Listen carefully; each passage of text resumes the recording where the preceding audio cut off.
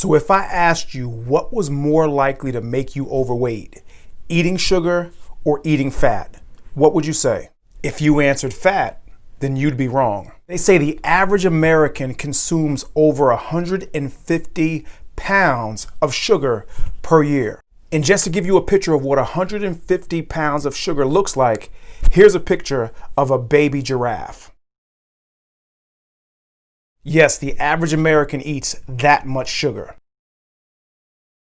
And they also say that sugar is the main reason why up to 70% of Americans are overweight. And they also say that sugar is 8 times more addictive than cocaine. Cocaine is a hell of a drug.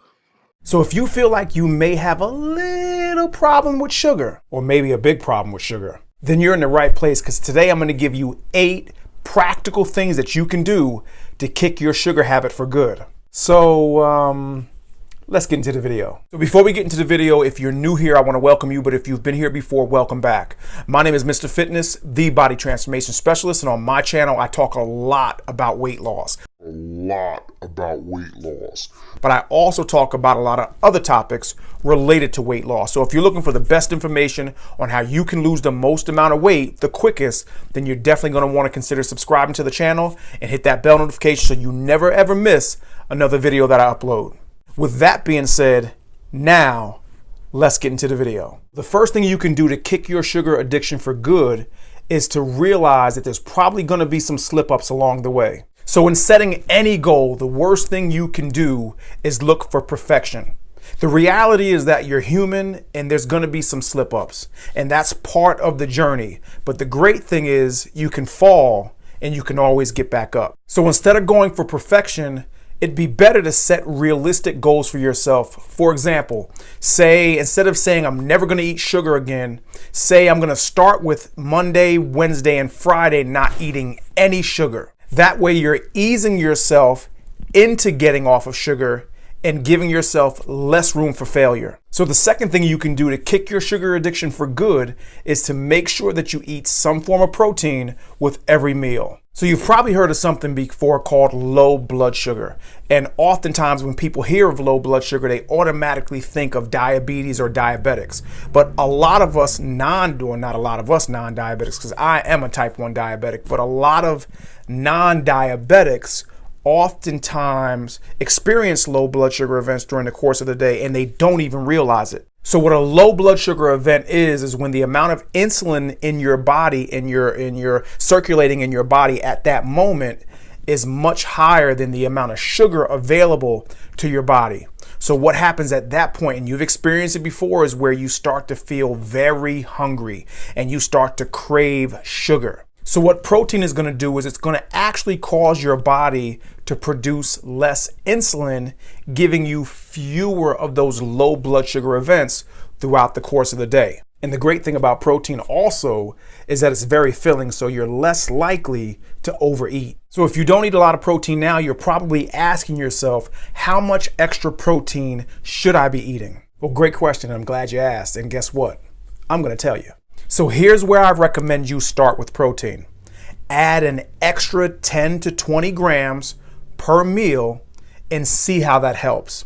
Now, if you still notice that you're having food or sugar cravings, then add a little bit more until you notice those cravings start to subside. All right, so the third thing you can do to kick your sugar craving for good, I mean absolutely gone, is what I like to call the eat, drink, wait method. And this one works every single time.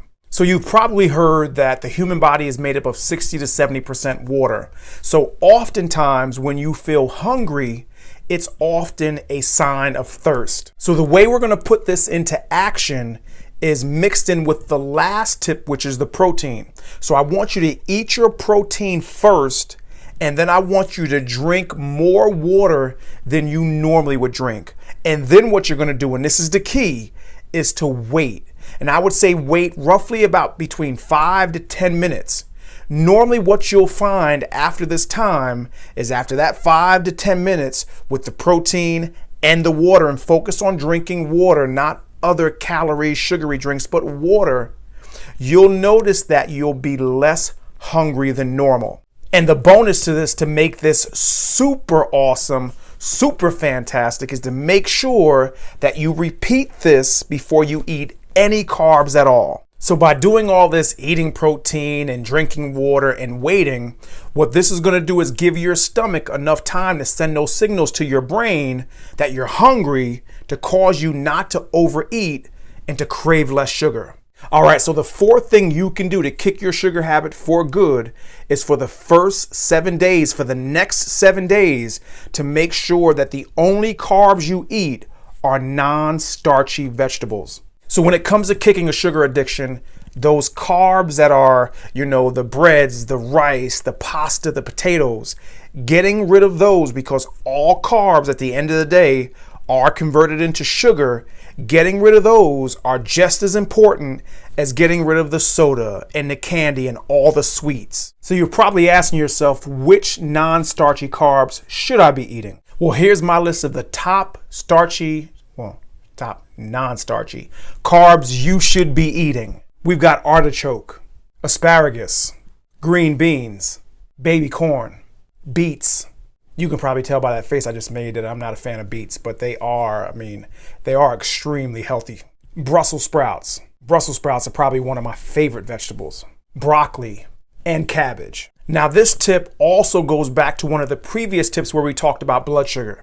Now, the reason why these non-starchy vegetables work so well is because they're so high in fiber. And what that does is it helps to regulate your blood sugar. So the fifth thing you can do to kick your sugar habit for good is to start limiting or cutting back on the amount of fruit you eat.